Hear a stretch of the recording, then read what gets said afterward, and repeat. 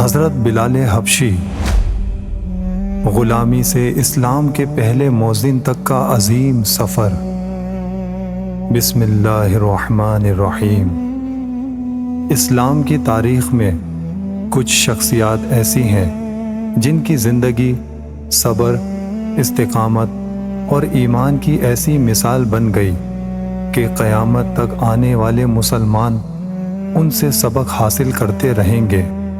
حضرت بلال حبشی رضی اللہ تعالیٰ عنہ بھی انہی عظیم شخصیات میں سے ایک ہیں۔ حضرت بلال رضی اللہ تعالیٰ عنہ کا تعلق حبشہ سے تھا۔ آپ مکہ مکرمہ میں غلامی کی زندگی گزار رہے تھے اور آپ کے مالک کا نام امیہ بن خلف تھا، جو اسلام اور مسلمانوں کا سخت دشمن تھا۔ جب رسول اللہ صلی اللہ علیہ وآلہ وسلم نے لوگوں کو اسلام کی دعوت دینا شروع کی تو حضرت بلال رضی اللہ تعالیٰ عنہ ان خوش نصیب لوگوں میں شامل تھے جنہوں نے ابتدائی دور میں اسلام قبول کیا۔ انہوں نے دل سے یقین کر لیا تھا کہ اللہ تعالیٰ ایک ہے اور حضرت محمد صلی اللہ علیہ وآلہ وسلم اس کے سچے رسول ہیں۔ لیکن اس زمانے میں اسلام قبول کرنا آسان نہیں تھا، خاص طور پر غلاموں اور کمزور لوگوں کو شدید ظلم و ستم کا سامنا کرنا پڑتا تھا۔ جب امیہ بن خلف کو حضرت بلال رضی اللہ تعالیٰ عنہ کے اسلام قبول کرنے کا علم ہوا تو وہ سخت غصے میں آ گیا۔ اس نے حضرت بلال رضی اللہ تعالیٰ عنہ کو اسلام چھوڑنے پر مجبور کرنے کے لیے مختلف قسم کی تکلیفیں دینا شروع کر دیں۔ گرمی کے شدید دنوں میں انہیں مکہ کی تپتی ہوئی ریت پر لٹایا جاتا، ان کے سینے پر بھاری پتھر رکھ دیے جاتے تاکہ وہ تکلیف کی شدت سے اسلام چھوڑ دیں۔ کبھی انہیں بھوکا اور پیاسا رکھا جاتا اور کبھی زنجیروں میں جکڑ دیا جاتا، لیکن ان تمام مصیبتوں اور تکلیفوں کے باوجود حضرت بلال رضی اللہ تعالیٰ عنہ کی زبان پر صرف ایک ہی آواز ہوتی تھی، احد احد، یعنی اللہ ایک ہے، اللہ ایک ہے۔ یہ الفاظ ان کے مضبوط ایمان اور اللہ تعالیٰ پر کامل یقین کی سب سے بڑی دلیل تھے۔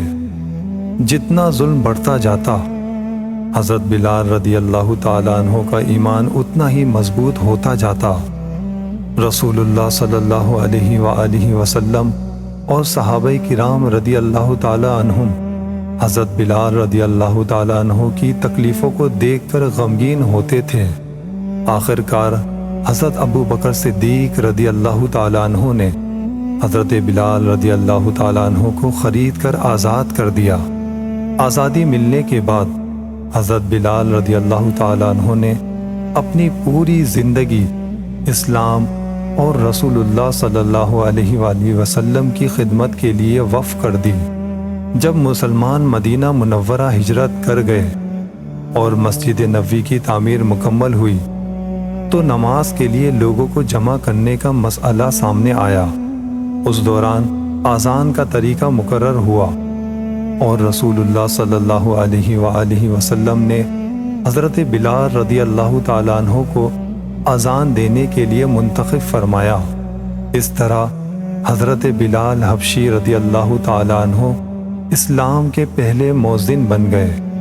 ان کی خوبصورت اور پر اثر آواز مدینے کی فضاؤں میں گونجتی تھی اور مسلمانوں کو نماز کی طرف بلاتی تھی۔ یہ اللہ تعالیٰ کی قدرت کا ایک عظیم منظر تھا۔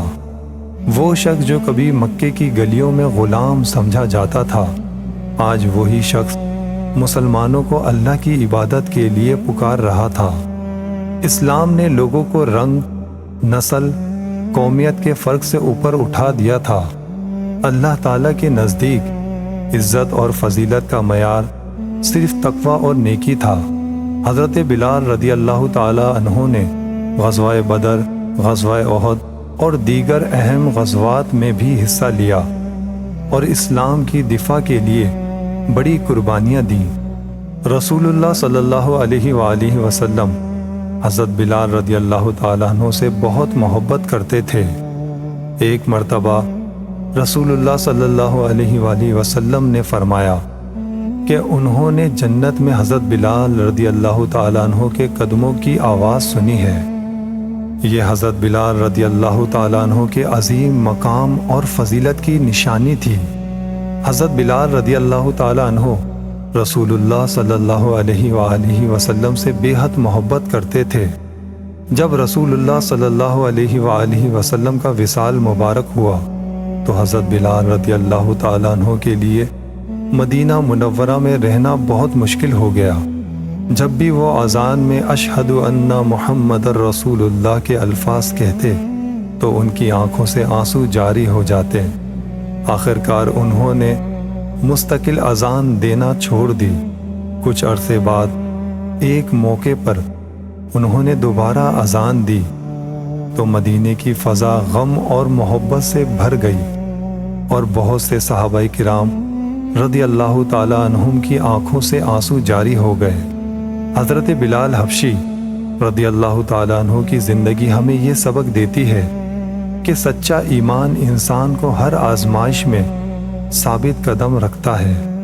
یہ واقعہ ہمیں یہ بھی سکھاتا ہے کہ اسلام میں کسی انسان کی برتری اس کے رنگ، نسل، زبان یا خاندان کی وجہ سے نہیں بلکہ اس کے ایمان اور تقوی کی وجہ سے ہوتی ہے۔ حضرت بلال رضی اللہ تعالیٰ عنہ نے دنیا کو دکھا دیا کہ ایک غلام بھی اللہ تعالیٰ کے نزدیک اتنا بلند مقام حاصل کر سکتا ہے کہ اس کا نام قیامت تک عزت اور احترام کے ساتھ لیا جائے۔ ان کی زندگی صبر، استقامت، قربانی اور رسول اللہ صلی اللہ علیہ وسلم سے محبت کی روشن مثال ہے۔ اللہ تعالی ہمیں بھی حضرت بلال رضی اللہ تعالی عنہ جیسا مضبوط ایمان، صبر اور دین پر ثابت قدمی عطا فرمائے۔ آمین یا رب العالمین۔